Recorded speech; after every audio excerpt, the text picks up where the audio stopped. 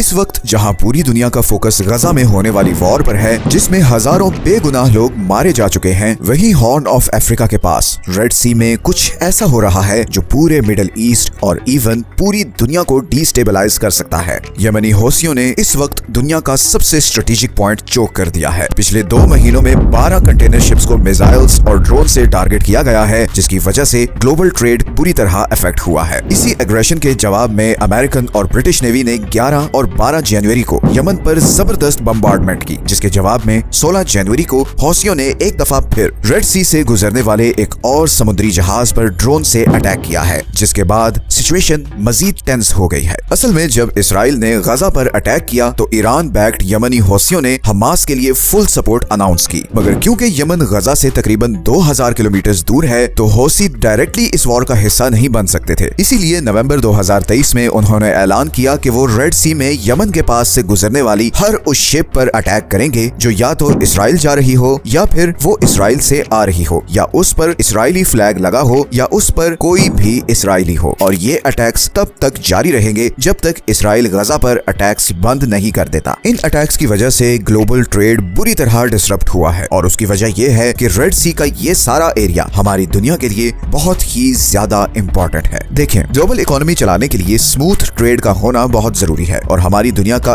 80% trade समुद्रों के जरिए होता है, और इन्हीं समुद्रों में से एक ये रेड सी है, जो 21वीं सदी का सबसे हॉट और डेंजरस जियोपॉलिटिकल एरिया है, क्योंकि यहाँ पे 2 चोक पॉइंट्स हैं। एक ये इजिप्ट के पास सुएज कैनाल है, और दूसरा ये यमन के पास बाब अल मंदेब स्ट्रेट है। 28 किलोमीटर की ये पतली सी जगह जहाँ पर मिडिल ईस्ट और एशिया से आने वाले समुद्री जहाज इंडियन ओशन को क्रॉस करते हुए रेड सी में एंटर होते हैं, और फिर सुएज कैनाल को क्रॉस करके मेडिटेरेनियन सी में निकल जाते हैं, और वहाँ से फिर वो यूरोप और अमेरिका तक पहुँचते हैं। तो बेसिकली एशिया और मिडिल ईस्ट को यूरोप से कनेक्ट करने का ये सबसे शॉर्टेस्ट रूट है। पूरी दुनिया की 10% ऑयल और 6% नेचुरल गैस की सप्लाई इसी 28 किलोमीटर के चोक पॉइंट से गुजरती है, और ये सारी गैस और ऑयल इधर पर्शियन गल्फ कंट्री से स्ट्रेट ऑफ हॉर्मोज क्रॉस करके आती है। 2022 के स्टैटिस्टिक्स के मुताबिक पूरे यूरोप की 20% ऑयल इंपोर्ट और 24% गैस इंपोर्ट इसी बाब अल मंदेब स्ट्रेट से गुजरती है। और सिर्फ ऑयल और गैस ही नहीं, बल्कि एशिया और यूरोप का सारा ट्रेड भी इसी रास्ते से कनेक्टेड है। चाइना की 30% मैन्युफैक्चरिंग एक्सपोर्ट्स इसी बाब अल मंदेब स्ट्रेट से होते हुए यूरोप और नॉर्थ अमेरिका को जाती है। तो अगर ये रूट किसी भी वजह से ब्लॉक हो जाए तो ग्लोबल इकोनॉमी कोलैप्स कर सकती है, क्योंकि इसका ऑल्टरनेट सिर्फ एक और रूट है, और वो है पूरे अफ्रीकन कॉन्टिनेंट को क्रॉस करके। सुएज कैनाल के बनाने से पहले कंटेनर शिप्स यही रूट यूज करती थी, मगर ये रूट सुएज कैनाल वाले रूट से 7400 किलोमीटर लंबा है, जिसकी वजह से एक्स्ट्रा फ्यूल कॉस्ट आती है, और इसीलिए यमनी हौसियों के अटैक के बाद इन शिपिंग कंपनीज को मिलियंस ऑफ डॉलर्स का नुकसान हो रहा है। अभी तक हौसियों ने यहाँ पर मिसाइल्स और ड्रोन से एटलीस्ट 13 कमर्शियल शिप्स को टारगेट किया है, जिसकी वजह से दुनिया की 5 बड़ी कंटेनर शिपिंग कंपनीज ने रेड सी के थ्रू अपने ऑपरेशंस बंद कर दिए हैं। इनमें डेनमार्क की मर्स्क लाइन, फ्रांस की CMA CGM, जर्मनी की हैपग लॉयड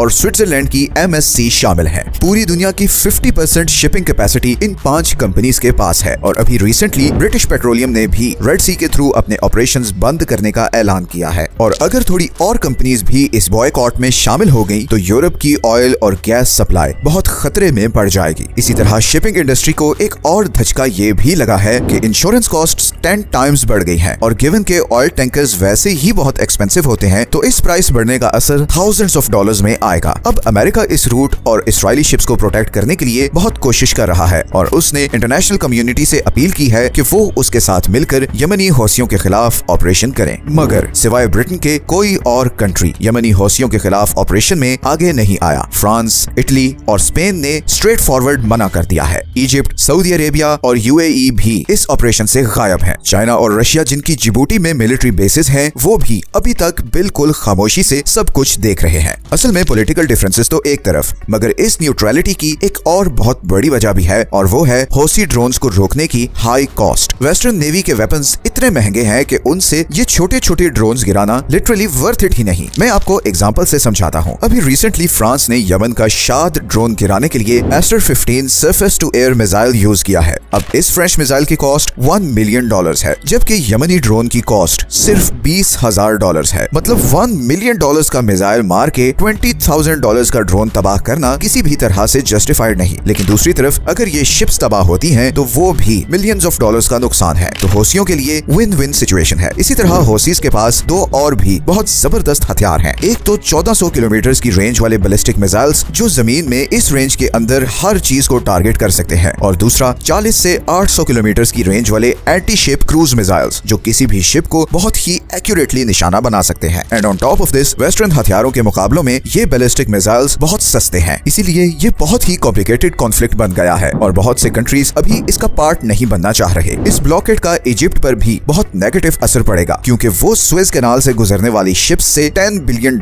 एनुअली कमाता है। इसीलिए जब कंटेनर्स अफ्रीका के रूट से जाएंगे तो इजिप्शियन इकोनॉमी को अच्छी खासी हिट पड़ेगी। सऊदी अरब अभी तक इस मामले पर खामोश है। हालांकि 2015 से सऊदी अरब यमनी हौसियों के खिलाफ लड़ रहा है, मगर अब रिसेंटली सऊदी अरब ने यमन के अगेंस्ट अपनी अप्रोच बदली है। सऊदी अरब ने रिसेंटली यमनी लीडरशिप के साथ पीस ट्रीटीज भी साइन की हैं। कुछ एनालिस्ट्स के मुताबिक सऊदी अरब को यूएसए पर काफी गुस्सा भी है, क्योंकि जब यमनी ड्रोन सऊदी अरब की ऑयल पाइपलाइंस पर अटैक करते थे तो अमेरिका का कोई खास प्रोएक्टिव रिस्पॉन्स नहीं होता था। इसीलिए अब सऊदी अरब सिर्फ एक स्पेक्टेटर बनकर सारी सिचुएशन को देख रहा है। लेकिन दूसरी तरफ यूएई अमेरिका पर बहुत दबाव डाल रहा है कि वो हौसीज पर फुल स्केल अटैक करे, बिकॉज यूएई यमन में एंटी हौसी ग्रुप को सपोर्ट करता है और पिछले कुछ सालों से यूएई यमन में बहुत ज्यादा इंटरेस्ट ले रहा है और उसकी वजह यमन में डिस्कवर होने वाले बहुत बड़े ऑयल रिजर्व्स हैं। कुछ रिपोर्ट्स के मुताबिक यमन में वेनेजुएला के बाद दुनिया के दूसरे सबसे बड़े अनटैप्ड ऑयल के रिजर्व्स हैं और बहुत से अरब कंट्रीज नहीं चाहते कि उन रिजर्व्स का कंट्रोल हौसियों के हाथ में हो। यमनी इकोनॉमिस्ट हसन अली के मुताबिक सऊदी अरब ने यूएसए के साथ एक सीक्रेट एग्रीमेंट कर रखा है, जिसकी वजह से पिछले 30 सालों से यमन को इन ऑयल रिजर्व्स को यूटिलाइज करने से रोक कर रखा गया है। इंटरनेशनल ड्रिलिंग कंपनीज की रिसर्च के मुताबिक यमन के पास पूरे पर्शियन गल्फ से ज्यादा ऑयल के रिजर्व्स हैं। इसी तरह जनवरी 2013 में स्काई न्यूज ने रिपोर्ट किया कि यमन के पास पूरी दुनिया के 34% ऑयल के रिजर्व्स हैं और ये सब अल जौफ प्रोविंस में है। अगर इन रिजर्व्स को यूटिलाइज किया जाए तो सऊदी अरब की ऑयल एक्सपोर्ट को बहुत बड़ा डेंट पड़ सकता है और इसीलिए यमनी ये महसूस करते हैं कि सऊदी अरब यमन की करंट सिचुएशन में सबसे बड़ा कसूरवार है, क्योंकि उसने अपने फायदे के लिए यमन में सिविल वॉर को प्रमोट किया। लेकिन यमनियों में अब बहुत अवेयरनेस आ चुकी है। पूरी दुनिया ने उन्हें बहुत साल इग्नोर किया है, मगर अब वो मामलात को अपने हाथ में ले रहे हैं। सिर्फ चंद दिनों में बहुत सी वर्ल्ड पावर्स के हाथ पांव फूल चुके हैं और अभी तो हौसियों ने ये भी थ्रेट किया है कि अगर इसराइल ने गजा वॉर बंद नहीं की तो वो रेड सी से गुजरने वाली सारी इंटरनेट केबल्स उड़ा देंगे, जिसके बाद एशिया और मिडिल ईस्ट की इंटरनेट कनेक्टिविटी खत्म हो जाएगी। इसीलिए मैंने वीडियो के शुरू में कहा था कि यमन दुनिया के इतने इंपॉर्टेंट पॉइंट पर है कि यहाँ होने वाली एक्टिविटीज पूरे मिडिल ईस्ट और इवन पूरी दुनिया को डिस्टेबलाइज कर सकती हैं। 2024 बहुत सी चेंजेस लाने वाला है। अभी ईरान और पाकिस्तान के बीच भी जो तनाव क्रिएट हुआ है, ये भी इस लार्जर जियोपॉलिटिकल गेम की एक कड़ी है। अगले चंद महीने बल्कि हफ्ते बहुत ही डिसाइसिव होने वाले। अगर आप ऐसी ही इंफॉर्मेटिव वीडियोस देखना चाहते हैं तो चैनल को सब्सक्राइब जरूर कर लें ताकि आपको टाइमली नोटिफिकेशंस मिलते रहें। मिलते हैं नेक्स्ट वीडियो में एक और इंटरेस्टिंग टॉपिक के साथ। अपना ख्याल रखें। अल्लाह हाफिज।